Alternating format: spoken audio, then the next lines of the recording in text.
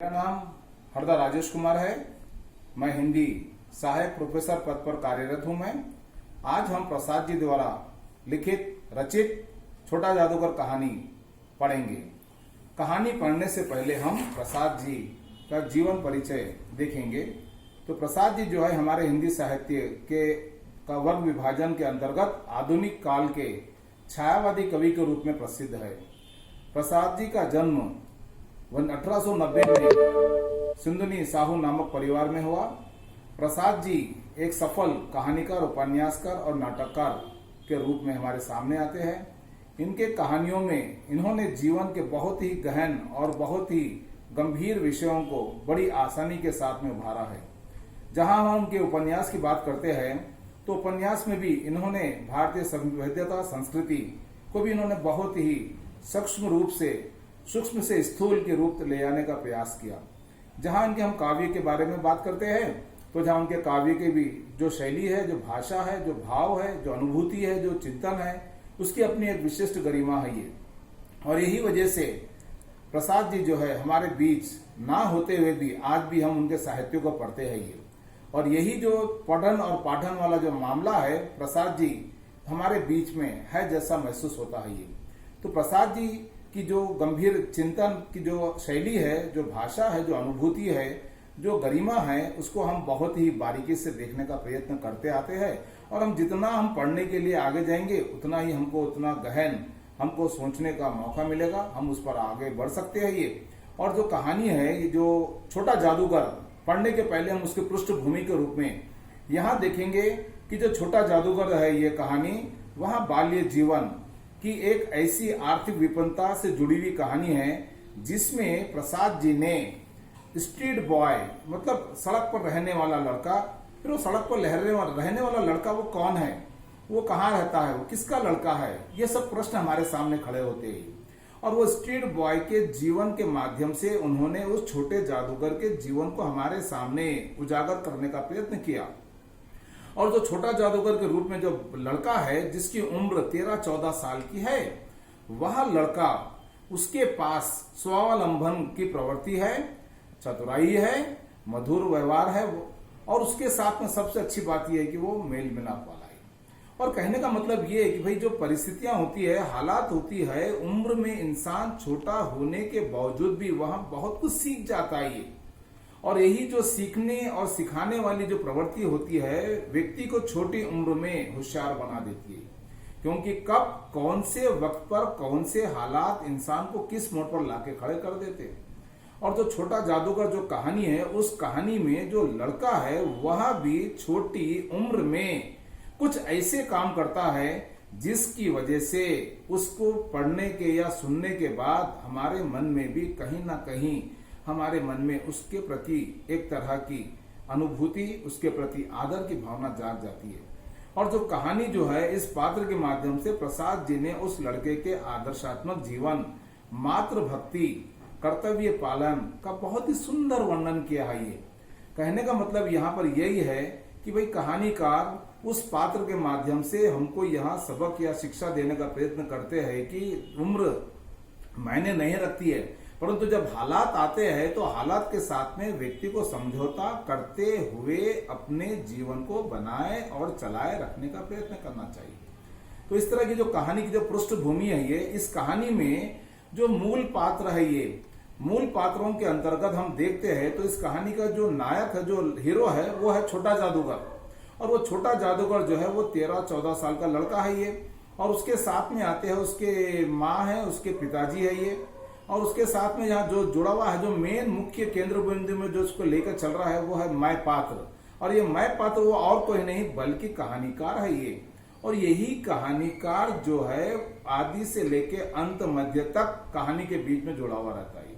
और एक तरह से मानो जो है ये संबंध सूत्र के रूप में छोटे जादूगर के साथ जुड़ा हुआ रहता है।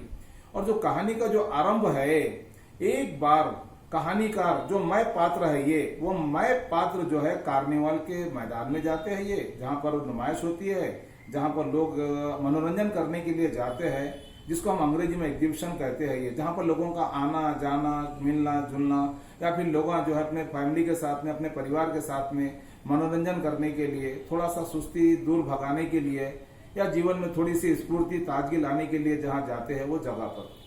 तो जब कहानीकार जो है ये मैं पात्र जब वो कार्निवाल के मैदान में गए, जब उन्होंने देखा तो चारों तरफ जो है रोशनी से, बिजली से जगमगा रहा है ये, और उसके बीच में जो है ये एक छोटे से फुवारे के पास एक लड़का खड़ा हुआ है, बहुत ही गंभीर मुद्रा में और बहुत ही शांत मुद्रा में। वहां पर सब लोग जो अपने अपने माता पिता के साथ में आए थे, परिवार के साथ में आए थे, वहां पर सब लोग अपने अपने मस्ती में, अपने मौज में जुटे हुए। और ये लड़का जो है वो पास में एक शरबत की जो दुकान है, शरबत की दुकान पर शरबत पीने वालों को देख रहा है ये। और बेचारे जो यहाँ पर कहानीकार है, ये कहानीकार भी जो है सहानुभूति है, उनमें प्रेम है, करुणा है, दया है। और इसी वजह से वो जो कहानीकार है, जो मैं पात्र है, वो मैं पात्र क्यों उस लड़के की तरफ आकर्षित हो गई। ये खुद कहते ही, मुझे पता नहीं कि मैं उस लड़के को देख करके मैं उसकी तरफ क्यों आकर्षित हो गया। और वो लड़के की तरफ आकर्षित हो गए, और लड़के उनके मन में आया कि इस लड़के को देख करके आखिर ऐसी क्या बात है। पूरे यहाँ पर सब लोग जो है ये अपने अपने मस्ती में, अपने शौक में, अपने खेल में, कूद में, मनोरंजन में जुड़े हुए ये। और उनके बीच में बेचारा सा जो लड़का है ये, जिसकी वेशभूषा जो है ये कुर्ता है, फटा कुर्ता है, उसके ऊपर रस्सी बंधी हुई है ये, अर्थात एक तरह से मानो उसका जो शारीरिक वेशभूषा है, ऐसा लगता है कि मानो ये लड़का कुछ कारगुजारी करता है, लड़का कुछ कारनामे करता है, लड़का कुछ अच्छे खेल दिखाता है, या कुछ मनोरंजन करने वाला है। क्योंकि हालात जो है व्यक्ति की वेशभूषा पर भी बहुत प्रभाव डालता है। और यही प्रभाव जो है ये इस लड़के के वेशभूषा को देख करके मैं जो पात्र है वो पात्र जो है लड़के के पास जाता है। और जब जाता है तो लड़के से बात करना चाहता है, परंतु अक्सर आप देखते हैं हम जब कोई व्यक्ति, अगर अनजान व्यक्ति हमसे बात करने के लिए आता है तो हमको लगता है कि भाई आदमी क्यों बात कर रहा है। पर हमको जब लगता है कि भाई हाँ सच में ये आदमी कुछ सच में दिल से बात करना चाहता है ये, और जब वो बात करना चाहता है तो हम भी उसके साथ में अपने आप को जोड़ लेते हैं। और जब वो बात करते रहते हैं तो हम बातों ही बातों में वहां पर से जब ये पूछते रहते भाई तुम कहाँ गए, तुम कहाँ आए, तो बोले मैं यहाँ पर आया हूँ। भाई क्यों क्या आए, तुम्हारे देखने के लिए आऊँ। भाई क्या देखने के लिए आए, मैं देखने के लिए भी आया हूँ और दिखाने के लिए भी आया हूँ। तो वो कहानीकार परेशान हो गए, बोले अरे भाई क्या बात है, ऐसा दिखाने के लिए भी आया, देखने के लिए आया। तो बोले तुमने यहाँ क्या क्या देखा ये। तो मैंने यहाँ पर देखा है कि यहाँ पर जो है चूड़ी से जो है खिलौनों पर निशाना मारा जाता है, ये ताश के पत्ते को रंग बदला जाता है ये, और यहाँ पर जो है पर्दे के पीछे जो है खिलौनों पर निशाना मार करके खिलौनों को उपहार स्वरूप प्राप्त किया जा सकता है ये। कहानीकार को लगता है कि अरे बोले भाई ये लड़का तो जो है सच में जितनी वेशभूषा है लड़के में जो है अपने आप में स्वावलंबन है। ये लड़का जो है किसी के दया या भीख पर रहना नहीं चाहता ये, क्योंकि लड़के की वाणी में जो है इतना तेज है और इतना स्वाभिमान है, इतना गौरव है, उसको सुन करके जो है कहानीकार या मैं जो पात्र है वो उसकी तरफ और आकर्षित हो जाता है।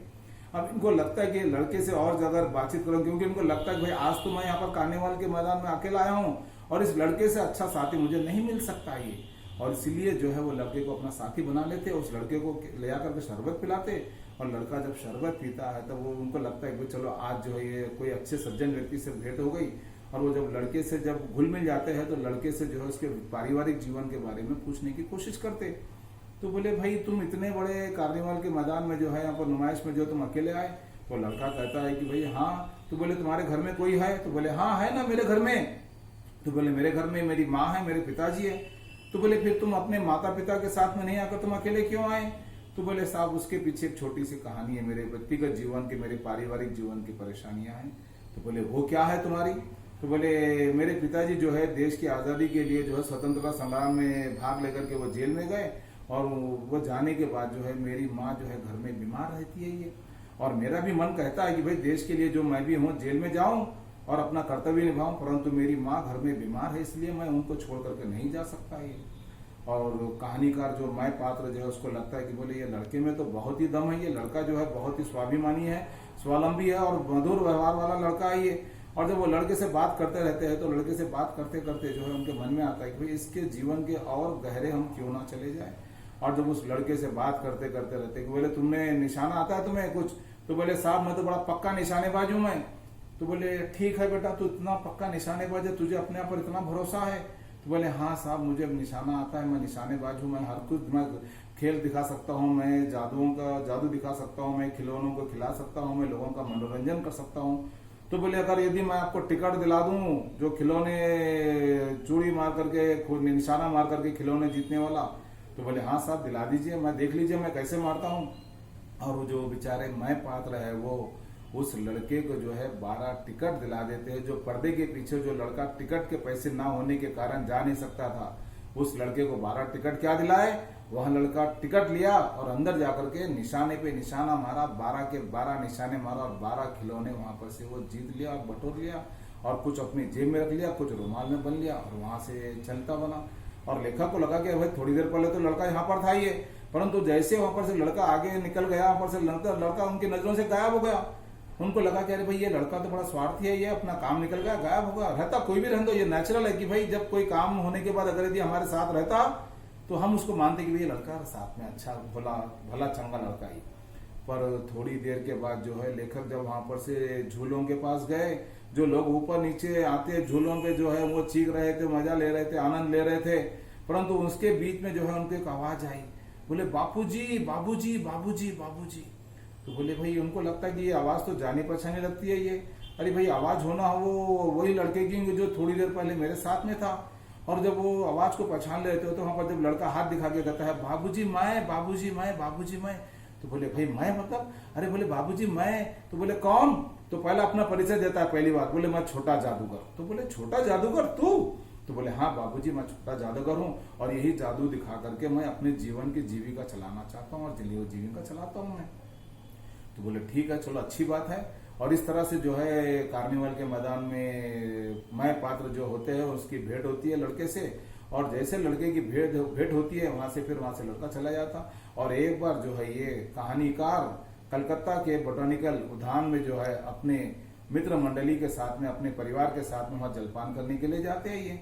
अब वो जलपान करने के लिए जब वहां जाते हैं तो वहां पर जो है ना जाने लड़का भी वहां पहुंच जाता है ये, और लड़का पहुंच करके अपने जो साहब जिनसे मुलाकात होती है कार्निवल के मैदान में, उनसे मिल करके वो उनको कहता है कि सर मैं अगर आप कहे तो मैं आपको कुछ तमाशा दिखा दूं। तो बोले कुछ खाना है तो खा लो, पर हमें तमाशा देखने का हमारे पास समय नहीं है। तो बोले हम तो यहाँ पर अपने मनोरंजन के लिए, हमारे जलपान के लिए, मैं मित्र मंडली के साथ आया हूं मैं, और तुम्हारा तमाशा देखने का मेरे पास समय नहीं है। और फिर उनको लगता है कि अरे ये लड़का तो ऐसा चिपक गया मानो जहां दिखे वहां पर पीछे पीछे आ जा रहा है ये लड़का, और उनको लगता है कि भाई अरे ये इस लड़के को भाई वापस भेजा देना चाहिए। परंतु लड़के की जो दीनहीन दशा को देख करके जो मैं पात्र होते हैं उनकी पत्नी कहती है कि बेटा आओ हम तुम्हारा तमाशा या नाटक खेल देखेंगे हम। और वो लड़का जो है जो तीर अंदाजी में या निशाना मार करके जितने खिलौने जीत करके लाता है वो उन खिलौनों से जो है अपना खेल का मैदान जमा देता है ये। और वो जब जमा देता है मैदान, तो मैदान में जहां पर जब जमा करके रहता है सब लोग इकट्ठा हो जाते हैं ये, और जब इकट्ठा होते हैं तो इकट्ठे के साथ में सब लोग अपना आनंद लेते हैं। और जब आनंद लेते हैं तो सब लोग जो है वो कभी गुड़िया हंसती है, कभी भालू जाता है, कभी दूल्हा काना निकल जाता है ये, कभी किस तरह से मतलब जो कार्यक्रम जो भी जो खेल दिखाता है वहां पर सबका मनोरंजन हो जाता है ये। और उस मनोरंजन के साथ साथ ये भी होता है कि भाई सबको अच्छा भी लगता है। अक्सर होता है कि हम जो काम के लिए बाहर जाते हैं, अगर यदि वो काम पूरा हो जाता है तो उसके बाद भी अगर उससे हटके अगर यदि कोई हमको थोड़ा सा अगर खेल कूद का या अगर कुछ मनोरंजन का अगर यदि साधन या अगर मौका मिल जाता है तो हम उसमें भी अपने आप को मग्न कर लेते हैं या उसमें भी हम अपना मजा ले लेते हैं। और इस तरह से जो लड़का जो है ये छोटी उम्र में बड़े कर्तव्य दिखा करके लोगों से किसी तरह से अपने काम को बनाए रखता है, अपनी जीविका का साधन बनाए रखता है ये। और जब वो साधन बनाए रखता है जिसकी वजह से वो अपने घर में अपनी माँ की सेवा कर सकता है ये। और उस लड़के को ये भी गर्व है कि भाई मैं अपने वो उस बाप का बेटा हूं जो अपने देश की आजादी के लिए जेल में बंद है ये। और वो लड़का भी चाहता तो जा सकता था, परंतु वो लड़का नहीं गया, क्योंकि वो मातृ भक्ति की वो जो है परिकल्पना को लेकर चलता है, मातृ भक्ति की भावना को लेकर चलता है ये। और जब वो मातृ भक्ति की भावना को लेकर चलता है तो वो यह मान के चलता है कि अगर यदि घर में पिता नहीं है तो मेरा कर्तव्य बन पड़ता है कि मैं अपनी बीमार माँ की सेवा करूं, और बीमार माँ की सेवा करूं। इसलिए वो लड़का जो है ये जादूगर के रूप में कुछ कर्तव्य दिखा करके कुछ पैसा कमा करके वो लड़का जो है ये अपने काम से जुड़ा रहता है। और वही जुड़ता रहने के वजह से और वो लड़का जो है अपने काम को बढ़ाए रखता है ये। और उस लड़के के जीवन का जो ढंग है, जो क्रम है, वो चलते रहता है ये। और वो चलते रहने की वजह से आखिरी में जो है एक बार लेखक कहानीकार जो है ये वहां से चले गए। वहां से फिर कहानीकार जो है, और कहानीकार तो जाने के पहले जब वो कहानीकार कभी बताए तो ब्रेक मारा करो जी माँ स्टार्ट। और इस तरह से छोटा जादूगर जो है वहां पर बोटानिकल पार्क में जहां पर वहां जाता है, वहां पर जो मैं पात्र है उनकी पत्नी को वो खेल दिखाता है, सब लोगों का मनोरंजन करता है। और उससे प्रसन्न होकर के जो महिला होती है वो उसको 1 रुपया देती है। और जब वो 1 रुपया देती है तो यहाँ कहानीकार के मन में, मैं पात्र के मन में आता है कि भाई ये लड़का जो है कितना स्वार्थी है, देखो ये आया है और यहाँ पर थोड़ा सा तमाशा दिखाया और 1 रुपया लेकर चले जा रहा है ये।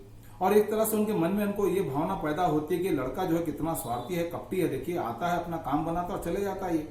और जब उनके मन में प्रश्न उठा कि आखिर ये 1 रुपये का करेगा तो क्या करेगा, और उसने उससे सवाल पूछ ही लिया।